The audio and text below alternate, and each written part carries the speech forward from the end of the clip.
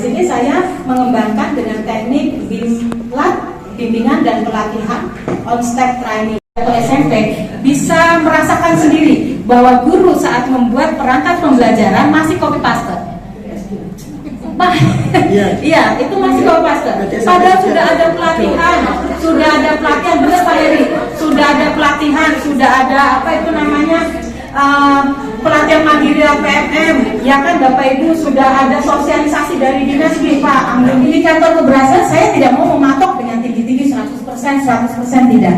Saya hanya melihat dari aspek pengetahuan mereka 80% saya pikir mereka bagus. 15-nya mungkin faktor mau pensiun, sudah senior gitu kan. Itu saya jadi tidak pakai 100% karena setiap sekolah pasti ada yang sudah mau pensiun gitu, alasan mau pensiun bentar lagi gitu kan. Jadi saya patok indikatornya 85%. Untuk pengetahuan, aspek keterampilannya 85%. Ini juga kenapa tidak 100%?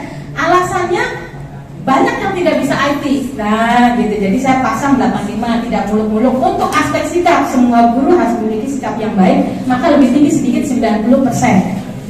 Berikutnya Pak, mudah-mudahan pas 10 menit. Landasan teorinya nanti Bapak Ibu saya share untuk ininya ya, PPT saya dengan makalahnya, saya lupa belum nge-share. Ada kajian teorinya, fokuskan pada kompetensi guru. BIMTEK on-step training, saya salah tulis BIMLAT harusnya, hakikat perangkat ajar dan pembelajaran berdiferensiasi. Kajian pustakanya kecil-kecil ya, nanti Bapak Ibu bisa baca sendiri, itu beberapa kajian pustaka dari penelitian-penelitian terdahulu.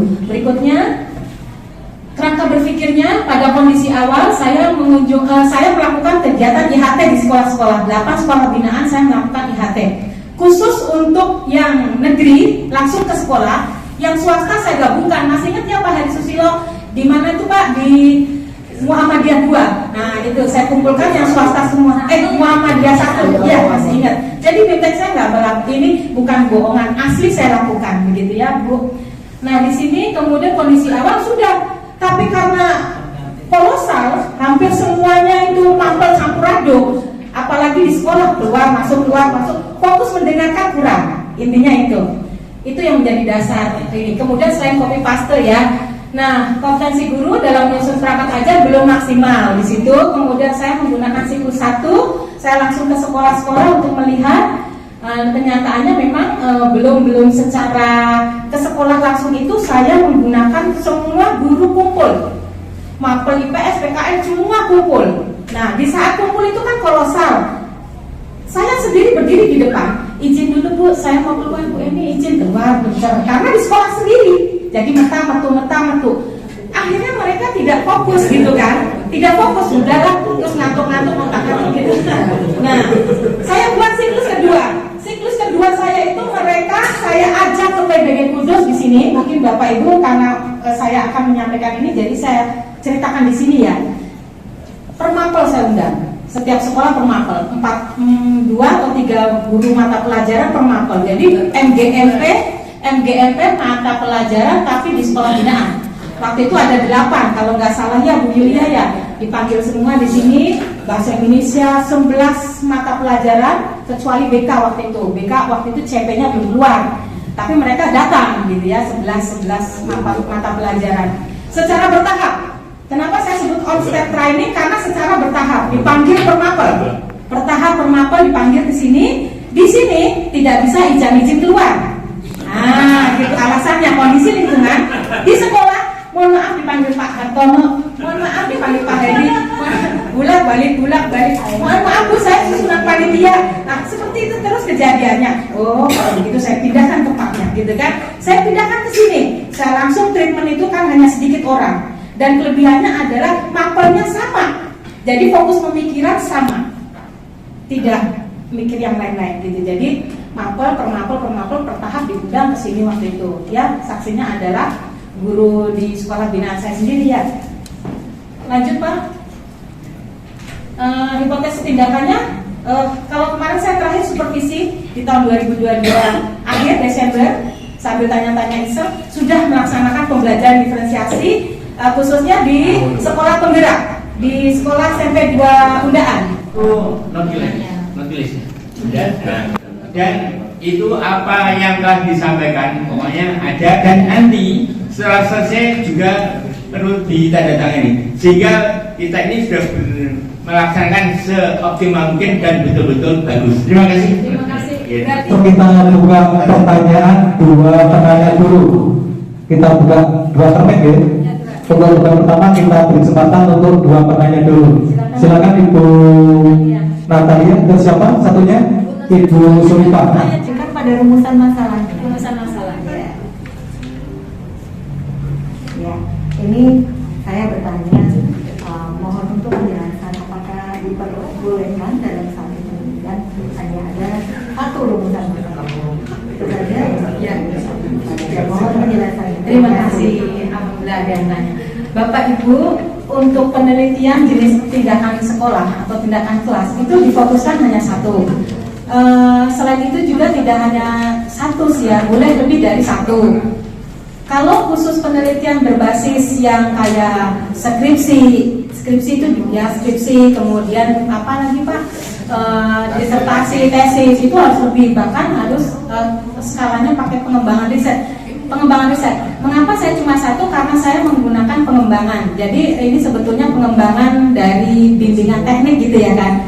Maka saya cukup satu fokus. Nah kemudian untuk fokus masalah ini, mengapa satu? Saya sudah menanya beberapa atau searching di internet bahwa kalau penelitian tindakan kelas itu yang sebaiknya satu kalau untuk yang pengembangan. Maksudnya pengembangan untuk research and development gitu ya kan. Nah kalau misalnya untuk kayak implementasi gitu boleh lebih dari satu, boleh lebih dari dua. Biasanya lebih dari dua, begitu ya Bu. Terima kasih Bu Natalia, mudah-mudahan menjawab karena ini penelitian. Sebab penelitian itu yang terbaik adalah satu. Kalau penelitian tindakan sekolah atau kelas itu satu yang bagus. Karena apa? Supaya fokus. Kalau terlalu banyak nanti ini. Tapi di sini tetap nanti dibahas di pembahasan ada efektifnya enggak? Ternyata punya saya efektif gitu. Hanya saja di sini saya tidak tulis efektif. Nanti kalau apakah menggunakan ini efektif? Nanti akhirnya itu basisnya bukan PTS atau PTK, tapi jadinya riset yang kayak untuk kuliah, anak kuliah kayak misalnya mohon maaf apa itu namanya tesis, disertasi gitu-gitu aja seperti itu. Karena ini penelitian tindakan sekolah, tindakan itu berbeda dengan penelitian yang lain. Itu yang punya penjelasan dari awal tadi. Maaf saya kurang fokus untuk mendengar penjelasannya.